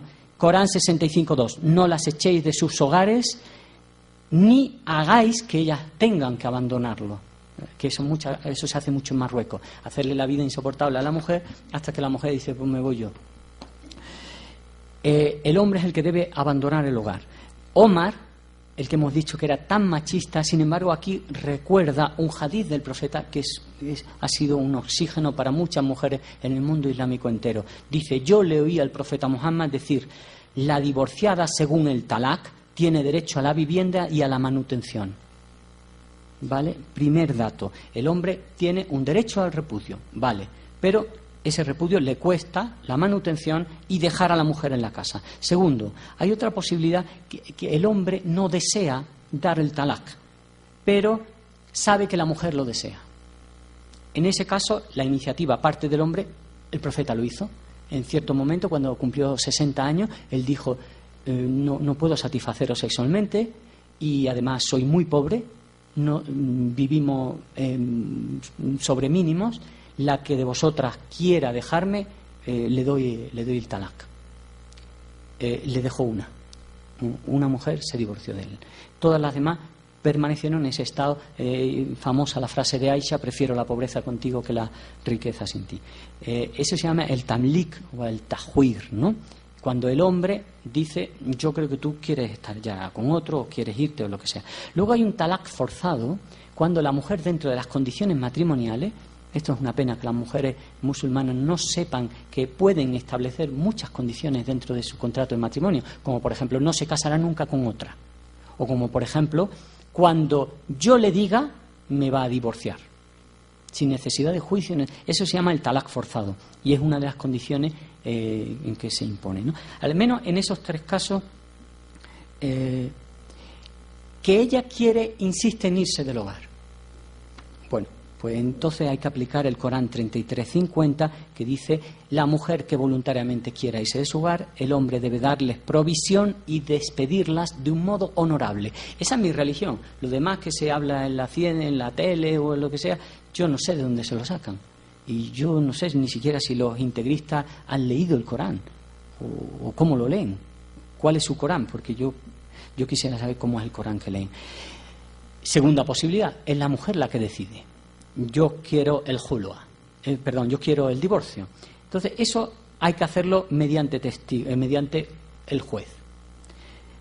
Bueno, no necesariamente. Hay una cosa intermedia que es de mutuo acuerdo. La mujer dice, no nos queremos, no tenemos hijos por medio, tú por tu lado, yo por el mío. Pero la mujer no está de acuerdo con las condiciones del talak que le ha dado el hombre. Tiene que ir a juicio. Mira, me ha dado un talak, pero no me ha dejado la vivienda. Es el julua. También el hombre no cumple esa condición matrimonial de que cuando ella quisiera tenía que darle el talak. Ella va al juicio y se le da. Cuando el hombre es borracho, es alcohólico, malos tratos, en casi todas las legislaciones del mundo islámico aparecen los malos tratos como causa de divorcio legal de la mujer. Entonces, ¿cómo puede haber en castellano tantos Coranes que traduzcan el 4:34 diciendo, y las mujeres que sean un poquito así, les pegáis? Si luego en las legislaciones de los países islámicos aparece como causa de divorcio legal promovido por la mujer. En casi todas. Bueno, no puedo detenerme más en eso, pero iba a hacer una relación concreta de países que tienen establecidos los malos tratos como... Cuando el hombre es alcohólico, cuando abandona el hogar durante más de 3 meses, cuando no le hace el amor, cuando la mantiene en la pobreza, hay una serie de condiciones de julua legal promovido por la mujer. Y cuando le da la gana. Cuando a la mujer le da la gana. Tenemos bastantes hadices de mujeres, por ejemplo, Yasmina, la esposa de Zabit, llega al profeta y le dice, no es que sea malo, no es que me haga nada, es que no lo quiero. ¿Y qué le dice el profeta? ¿Le devolverías el jardín que te regaló como dote? Sí, sí, el jardín para él. Entonces quedas divorciada.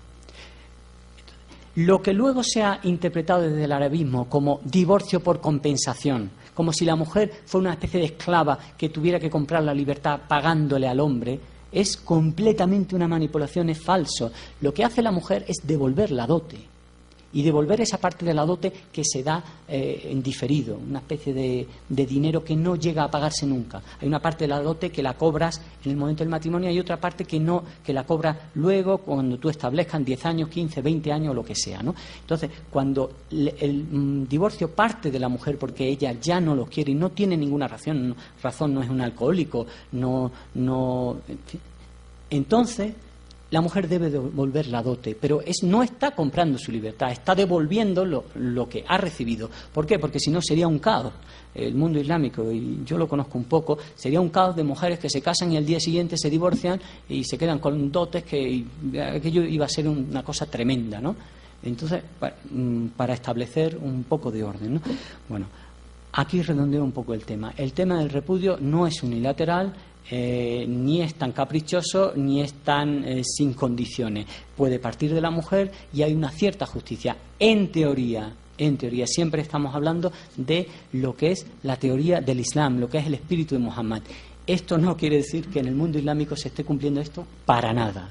Y esta es la aventura en la que están metidas ahora tantas y tantas trabajadoras, mujeres sabias del Islam, que están haciendo exégesis de los textos para enfrentarse a los varones y decir, ¿de dónde te sacas esto? Esta fatua que tú has dicho diciendo que el hombre se queda con la casa, ¿de dónde sale? Entonces, estas sabias nuevas que saben esgrimir las fuentes islámicas, esto es el futuro del Islam en realidad. Y los países islámicos, las sociedades islámicas irán a donde quieran los musulmanes llevarlas, ¿no? Muchísimas gracias. Muchas gracias a ti, Vicente. Si hacen el favor de pasar sus preguntas para poderlas agrupar por temáticas similares, y le pediremos al doctor Aya que nos haga el favor de responderlas.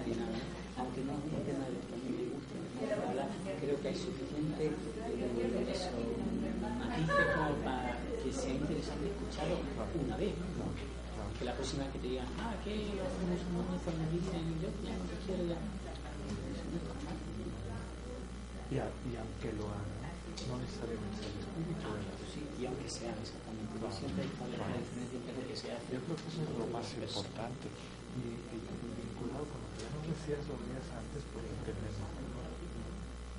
Esta búsqueda de la mística al derecho. Claro.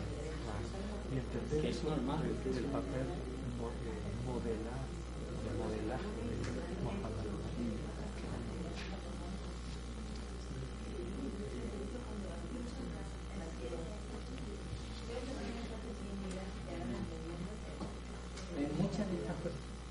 Muchas de estas cuestiones las contesté en este pequeño librillo que he dejado en la biblioteca, 99 preguntas básicas sobre el Islam. Lo hemos dejado en la biblioteca, sí. ¿no? Bueno, mañana es un libro muy pequeño, pero bueno, están todas esas preguntas incómodas y con esos datos y eso para el que le interese un poquito más profundizar.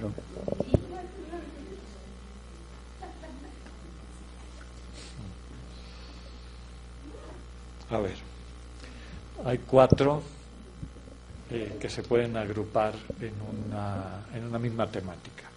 Y es esta pregunta de las prescripciones de vestido para las mujeres. desde que si hay que estar totalmente cubierta y por qué significa, de dónde viene esa práctica.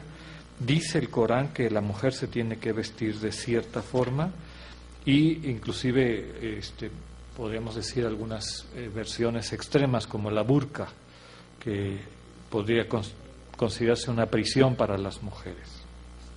Esa es una temática. Sí, este es un tema, ¿no? El velo y las prescripciones respecto a la... Bueno, parece ser que lo único que el Corán tiene claro es que la mujer y el hombre deben vestirse con decencia y deben vestirse de un modo que no llamen la atención en su entorno. Esto quiere decir que en nuestras sociedades ver una mujer, ya no digo con burka o con este tipo de vestimenta saudí que solo enseña los ojos, o con esa otra que solo enseña un ojo del desierto del Mzab, ¿no? Que hay muchas que van así y solo enseñan un ojo. Bueno, esto es una cosa absolutamente extrañísima y yo lo veo parte de esas costumbres que cuando el Islam llega a un sitio no quita, ¿no? No es capaz, porque si fuera tan islámico, ¿por qué las variedades? ¿Por qué el velo de la marroquí que solo le cubre el cabello y el burka afgano, ¿no? ¿Dónde está la diferencia? ¿Qué es lo auténticamente islámico? Yo creo que hay que irse una vez más a las palabras, ¿no? Un hijab es un talismán, es un amuleto, es algo que te protege. Talismán y velo se dicen igual en árabe, hijab. ¿Qué tienen en común? La protección. ¿Por qué? Porque en tiempo de Muhammad había que hacer reconocible a las mujeres musulmanas. ¿Para qué? Porque era una sociedad tremendamente violenta y machista. Las mujeres que salían de la casa por la noche a hacer sus necesidades eran confundidas con mujeres que iban buscando fiesta, ¿no? Entonces, no en el Corán, pero sí en la sensatez de Muhammad apareció la idea de distinguir a las musulmanas. ¿Por qué? Porque luego hay una amenaza muy fuerte al que toque a una de estas mujeres. Amenaza de muerte en el Corán. El que toque a una mujer velada, que no ha provocado, que no sé cuánto, no sé qué, no sé exactamente la forma concreta que tiene, pero es una amenaza de muerte. Vivían en una sociedad en la que, por supuesto, no había baños públicos dentro de las casas, había que hacer las necesidades y cualquiera que haya visitado África sabe que es eso, ¿no? Sabe que cuando llega la noche la gente de bien se recluye en las casas y cuando uno está fuera es que está buscando algo, hombres y mujeres. Fue un modo de establecer una diferencia entre musulmanes y no musulmanes. De ahí al burka afgano, de ahí a meternos nosotros mismos en un gueto cuando en nuestras sociedades velamos a nuestras mujeres y hacemos que llamen la atención y hacemos que estén desprotegidas porque la gente los insulta. ¿Qué clase de hijab? Es un hijab que no protege, un hijab que te atrae las iras, el enfado de tus conciudadanos, un hijab que te separa de tu sociedad, un hijab que te mete en el gueto. ¿Eso es protección? Entonces nosotros decimos, bueno, el velo de la mujer es un derecho de la mujer, derecho, pero no una obligación. La mujer que por lo que sea quiera estar velada, y excluyo el tema del burka, que me parece ya algo absurdo y monstruoso y una costumbre absolutamente local, incluso no de mujeres. En tiempo hubo hombres emburkados. Bueno, esto es muy largo de explicar, pero excluyo el burka, que lo veo muy local, y excluyo esa costumbre del Golfo Islámico, del wahabismo del Golfo Islámico, todas de negro y con solo los ojos, y el velo de las indonesias, las marroquíes, las argelinas, las egipcias, el velo de las mujeres musulmanes, las bosnias, de toda la vida, yo lo veo como un derecho de la mujer. No lo veo como una obligación, porque no creo que aparezca en el Corán como obligación. De todas formas, lo que me hubiera gustado es que una mujer hubiera hablado sobre ese tema, pero no está. Depende de la sociedad de la que me estés hablando, depende del padre que tenga, depende. En Irán es obligatorio tener velo, en Turquía, sin embargo, te meten manos, o sea, te meten manos, quiero decir, te llevan a la cárcel. Bueno, ya no en Turquía, no, pero en Túnez todavía sí. En Túnez, una sociedad que si tú llevas barba, vas a la cárcel.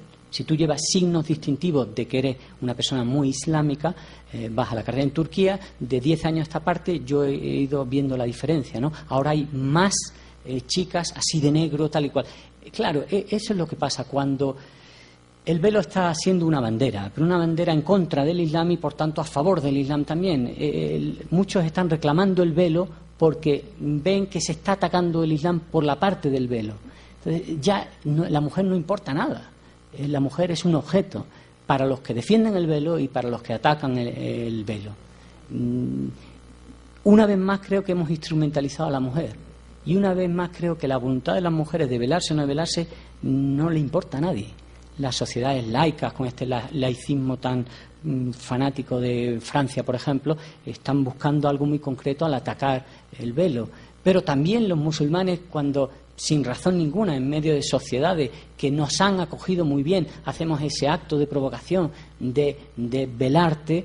Yo creo que ahí tampoco está habiendo una lógica islámica ni una lógica de Muhammad, que sabía convivir muy bien con otras religiones y con otras culturas, ¿no? ¿Qué pasa cuando una no se vela? Depende de en qué sociedad estés hablando. Las senegalesas van a coger agua con los pechos al aire y hacen la oración como cualquier otra. Esto le escandalizó ya a Ibn Battuta cuando fue por las sociedades africanas en que había musulmanísimas con los pechos al aire. Decía, pero esto cómo va a ser, esto es un acto de indecencia. Bueno, para ti, ¿no? Pero para ellas no. Dependiendo de qué sociedad me estés hablando, probablemente los bosnios reaccionen mejor que unos afganos a una niña diciendo yo no me quiero velar. Pero yo he viajado por muchas sociedades islámicas y he visto que niñas veladas y no veladas, entendiendo el tema del pelo, conviven, están juntas, son amigas, son hermanas, la madre se vela, la hija no, la hija se vela, la madre no. Y tú te encuentras esto mucho más natural de lo que aparece en los medios de comunicación. Mató a su hija porque no se quiso poner el velo. Y no la hubiera matado de todas formas, por otra o cualquier razón. Mataba a su hija porque era muy islamista y salía con otros chicos. Y en Suiza, en España o en Sicilia no se mata a una hija también porque... El problema del Islam es que todo lo que ocurre se atribuye al Islam. Si algo pasa en Irlanda del Norte no se atribuye al catolicismo, es un problema local. Si pasa en Palestina es el Islam, no es un problema local. Si un siciliano mata a su hija, un siciliano mata a su hija. Si lo hace un egipcio, un musulmán ha matado a su hija porque no seguía la Sharia.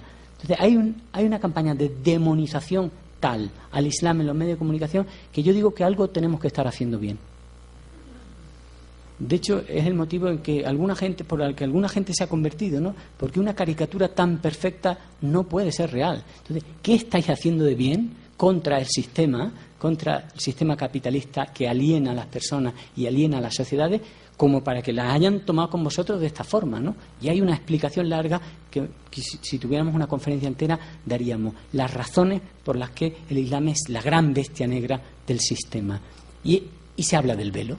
Pero el velo ni la mujer importa nada. La prueba es que se liberó a las mujeres afganas, se invadió Afganistán para liberar a las mujeres afganas del burka. Ahí siguen, con burka. Pero el petróleo ahora se lo llevan los estadounidenses. Otras dos preguntas más. Gracias.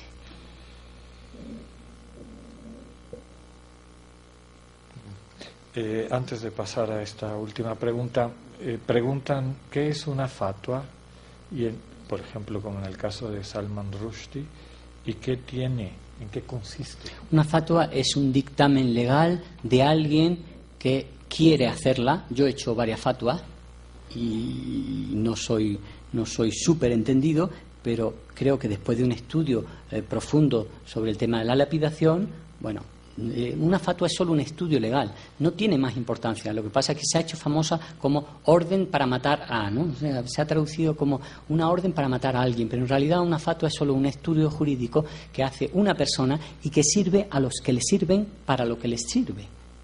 Normalmente es a petición de alguien por un caso concreto. No suelen ser casos generales, ¿no? Sino que alguien viene y dice, vamos a ver, tenemos esta situación. Muhammad no subió nunca en un avión y yo quiero seguir la sunna de Muhammad. ¿Me puedo subir en un avión o tengo que ir en camello a todas partes? Entonces alguien con una mínima lucidez hace una fatwa que dice, te puedes subir en avión. ¿Por qué? Por esto, porque el profeta ha dicho que todo lo que sea bueno para nosotros, que busquemos la sabiduría en todo sitio, que viajar es bueno, que no sé cuánto. Entonces, una fatua es solo un dictamen legal que hace alguien que quiere hacerla para quien quiere oírla. El problema es cuando lo hace Khomeini, que es una persona de una gran reputación espiritual en el mundo islámico entero, no solo en el mundo chiita, y cuando esa fatua dice matar a. Entonces, claro, está temblando el universo, literalmente. Pero las fatwas ni suelen ser órdenes de búsqueda y captura, ni son, o sea, ni hay que ser ninguna autoridad para hacerlas. Hay solo que a alguien le importe lo que tú tienes que decir sobre algo en lo que te has mínimamente documentado. El hacer una fatwa no te constituye una autoridad en el Islam. Yo no soy una autoridad, he hecho 2 fatwas, una contra los malos tratos y otra contra la lapidación, y parece que está funcionando, que la gente le hace caso a los argumentos que yo he dicho y tal y cual. Y no por eso me constituye una autoridad, yo sigo siendo el mismo pringao, con perdón. Pero los argumentos están valiendo. Ya está, eso es una fatwa, es una cosa natural. Gracias. Aquí hay una pregunta, ¿cómo se lapida efectivamente? ¿Es una muerte apedrada? Sí, apedrada, es una cosa tremenda. El que tenga mal gusto y que se meta en internet y busque escenas de lapidaciones, porque hay muchas subidas, porque hay mucha gente interesada que esas imágenes se vean bien. Da igual lo que hables de gnosis islámica, no compensa un minuto de ver una lapidación. Todo lo que os pueda explicar de Corben, de Ibn Arabi, de la Ma'arifa, de la intimidad con Allah, no puede contrapesar un minuto de YouTube viendo a una mujer lapidada. En Irán hasta hace muy poco. Ahora en Irán ha habido un poco de sensatez y han dicho que van a pararlas. En realidad estaban lapidando, claro, con esas condiciones tan difíciles que poníamos. ¿Quién puede cumplir todas esas condiciones, no? Prácticamente estaban lapidando a hombres que prostituían a niños o a actrices porno. Claro, una actriz porno parece que todo el mundo está pudiendo. Pero cuidado, es un detalle interesante. El arreglo que lleva la mujer en la peli porno tenía que ser idéntico al que lleva en la vida real, porque si no hay principios de ya que no sea la misma, ¿no? Bueno, en fin, esto... La última pregunta la voy a leer, no sé si la pueda interpretar. Dice, ¿cómo viven los musulmanes letrados que conocen el mensaje puro del profeta en un mundo que juzga fuertemente al Islam por la misma forma de no conocer la cultura como tal?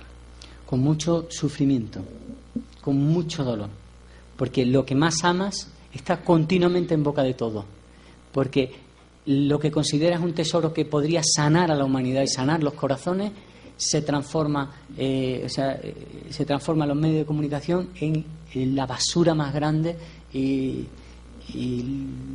lo más corrupto del mundo, ¿no? Entonces, ¿cómo lo vive? Pues eso, una actitud de ahora entro para adentro y gozo y paladeo mi vida espiritual, ahora salgo para afuera y escucho que todo lo que yo creo son mentiras y todo lo que vivo son mentiras, ¿no? Y no entiendo nada. Por eso ha salido el sufismo en reacción a eso, con esa actitud de, pues no escucho los medios de comunicación, se acabó, no escucho nada, me meto en mi gueto. Hay muchas táricas, muchas sufíes, que son guetos humanos de personas demasiado sensibles que no pueden dialogar con su sociedad, porque su sociedad ha decidido condenar su vida espiritual. Ha decidido que la vida espiritual que tienen ellos, no los budistas, ni los tantristas, ni los tántricos, ni los shintoístas, ellos, los musulmanes, solo los musulmanes, tienen una espiritualidad abominable. Entonces, como uno no puede soportar ese conflicto de estar escuchando hablar tan mal de uno, de su espiritualidad, de Muhammad, del Corán, pues hay una actitud normal de personas sensibles de meterse dentro y ya no salir. Entonces, muchas de las tarikas sufíes son invernaderos de gente que dice, no, yo no puedo vivir en la sociedad. Hay otros tipos de musulmanes que sí pueden estar en diálogo con la sociedad, pero es un desgaste continuo y es un sufrimiento continuo, y solo una vida espiritual intensa te lo permite. Y en esa misma línea, ¿pasaría algo similar si hubiera un musulmán con esta visión que tú nos estás tratando de transmitir, viviendo en Arabia Saudita, por ejemplo? Ahí también sufriría. Claro, muchísimo. A mí me lapidarían en una semana. Sí. Si alguien tiene la mala, ¿cómo se dice bien? La mala idea de traducir al árabe mis textos, me ha sentenciado a muerte. Sí, porque hay muchas de las cosas que yo digo que sin matices y directamente en un árabe mal entendido, como es el que usan los saudíes, puede ser motivo de herejía, ¿no? Pero a mí, a Ibn Arabi, a Averroes y a cualquiera, ¿no? O sea, cualquiera que se salga un poco de la letra y que hable de algo un poquito sutil, en Arabia Saudí es peligrosísimo. No digo que están formando una nueva iglesia, pero con lo peor que ha tenido la iglesia nunca. Lo peor, la peor cerrazón medieval, los autos de fe, los herejes, etcétera, etcétera. Entonces, cualquier musulmán que viva con libertad su espiritualidad en un medio saudí, en un medio catarí, o kuwaití, o yemení, corre peligro de muerte. Este es el problema, ¿no?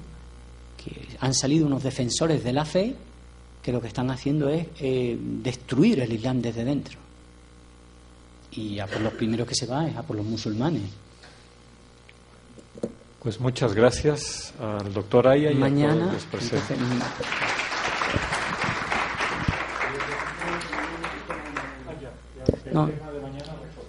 No, el tema de mañana es el yihad. Tampoco es un tema fácil como el de hoy. Hablar de espiritualidad es más fácil, pero estos temas también tienen que salir. No me iría contento de México sin haber hablado de Sharia o de yihad. Y mañana os espero a los que queráis. Gracias.